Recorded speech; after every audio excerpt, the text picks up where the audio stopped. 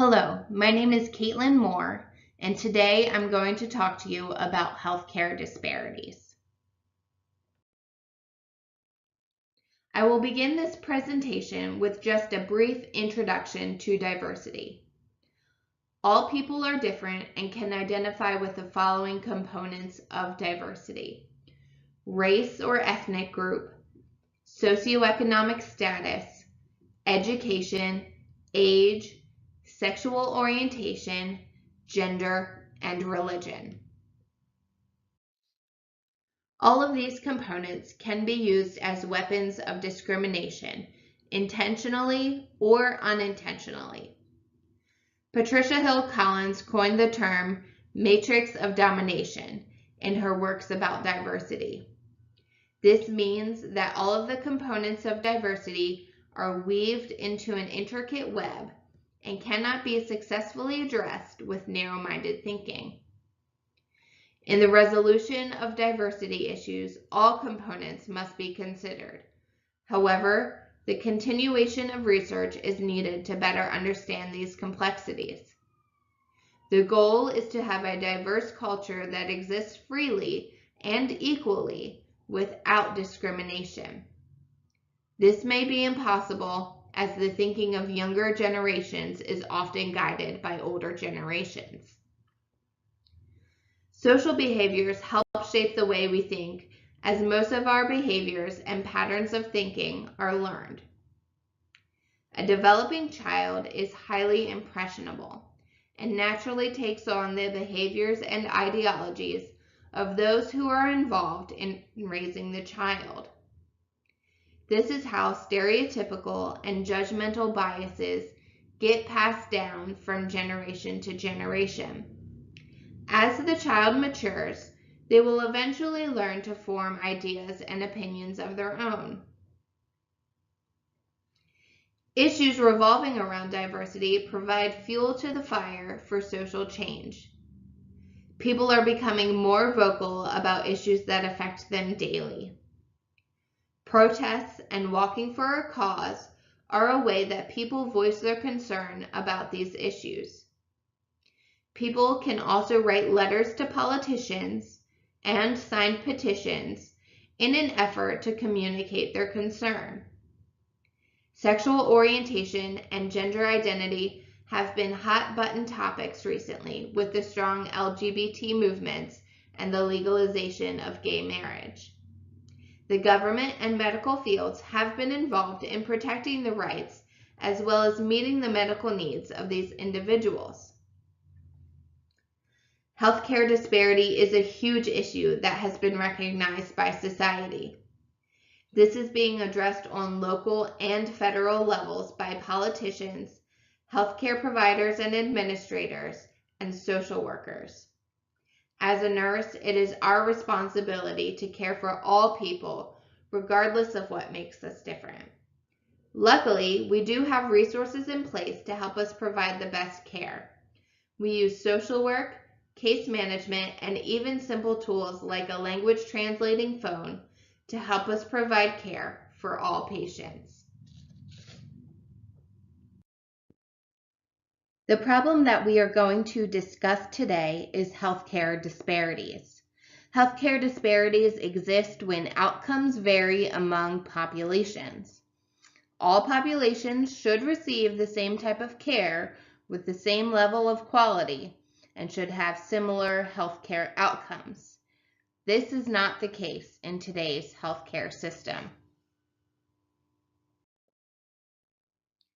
Looking at a picture of the health of today's society, one will see that it is filled with chronic diseases such as diabetes, cardiovascular disease, HIV/AIDS, and stroke.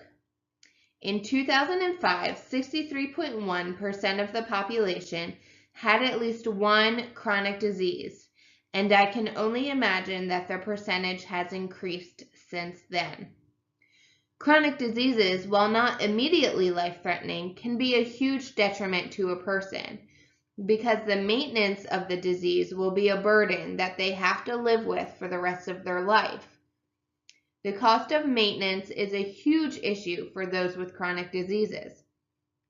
Not only is the cost high, but studies have shown that those with a chronic disease and are living at a lower socioeconomic status have a decreased quality of life. These are some facts and statistics that highlight healthcare disparities. As I mentioned before, 63.1% of the population are affected by at least one chronic disease. These diseases are seen at a higher frequency in people of a lower socioeconomic status. The maintenance of a chronic disease has shown to increase out-of-pocket healthcare expenses by 39.4%. Chronic disease also affects life expectancy, with a visible difference of 5 years between non-Hispanic whites and African Americans. African Americans also have a higher mortality rate, especially when looking at infants and those living with HIV/AIDS and heart disease.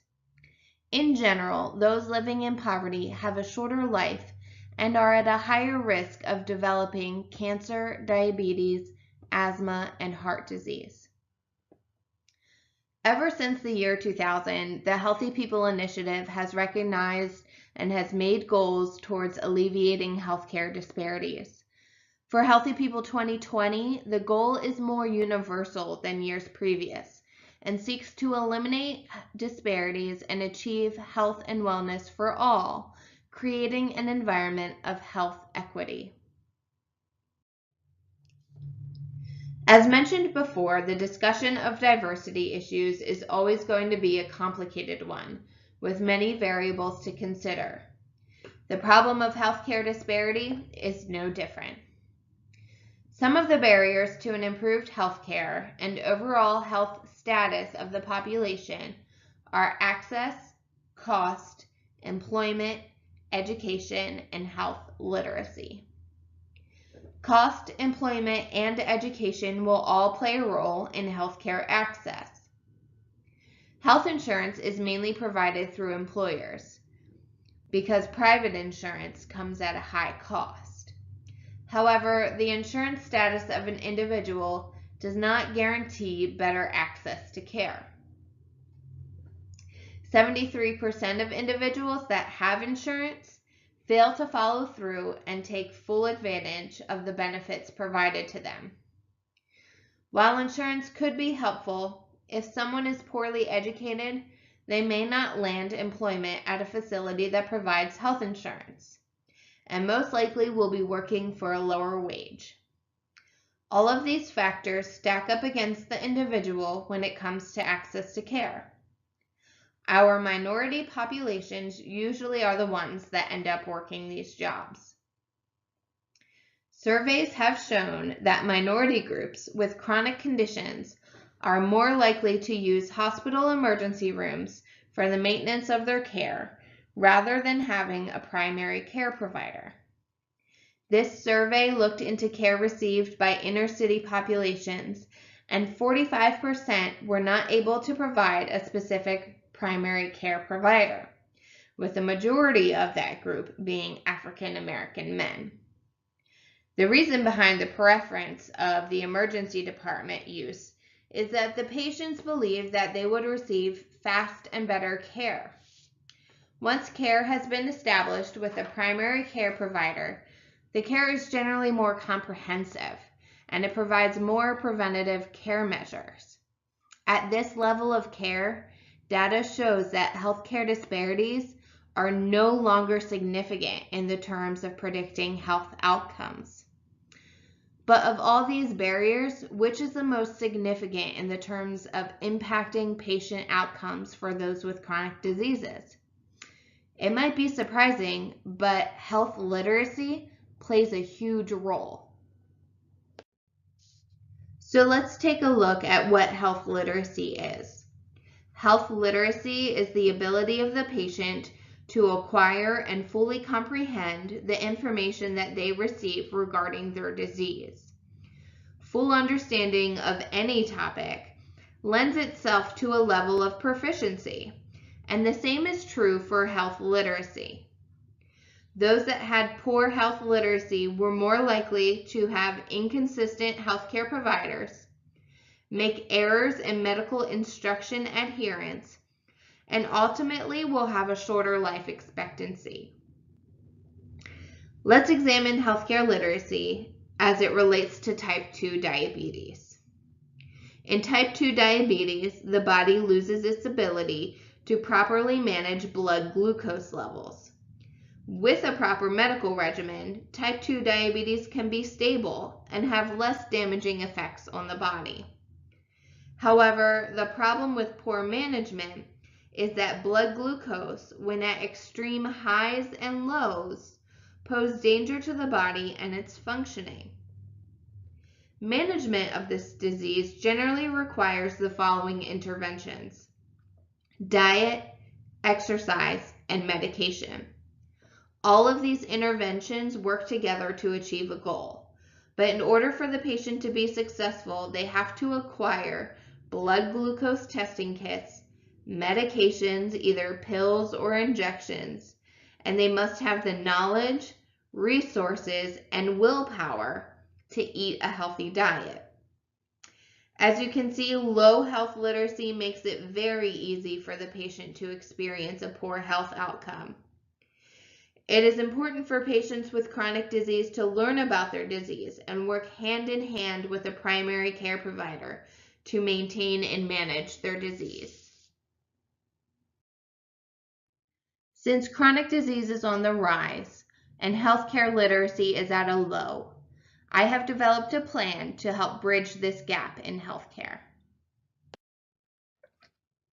In order to execute any plan successfully, it is first important to specify who is in our target population. For this project, we will be focusing on minorities, inner city populations, and those living at a low socioeconomic status. Secondly, it is crucial to identify the resources available to the project. All of the above resources can be utilized to help support the betterment of the community.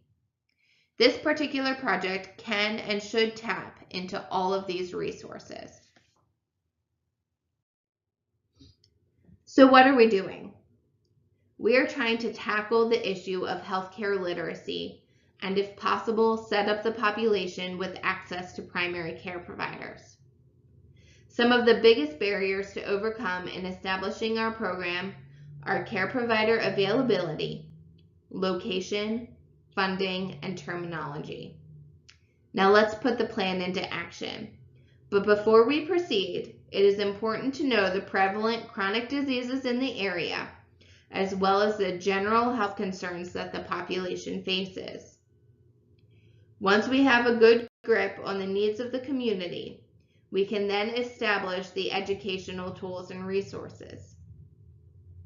The staffing will be supplied by medical, nursing, dental, psychology and counseling, and social work students, along with their educators for supervision.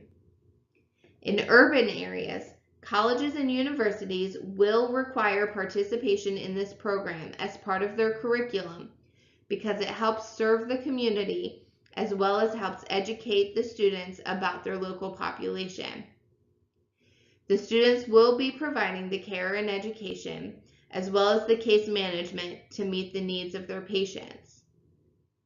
The healthcare equipment and supplies for the healthcare maintenance will be provided through school funding and volunteer donations. Once a patient has completed their education and established the resources that they need, they will then be linked with a primary care provider through a collaborative network. To help ensure follow-through, each patient will be assigned a case manager. If we can provide a solid education to these patients and set them up with a primary care provider, it is shown that their health status and their quality of life will improve. This program will also offer resources for children. Children will be able to come and learn about health, wellness, and nutrition in an effort to prevent chronic disease later in life. Studies have shown that when good health habits are established at a younger age, the child is less likely to have a chronic disease later in life. So we have tackled the issues of life expectancy and quality of life, but we have also established a trust relationship between patient and provider, which then reinforces the patient's interest in continuity of care. This system, in the end, will help alleviate healthcare disparities for this population. It will lessen the burden on emergency room census and improve healthcare economics.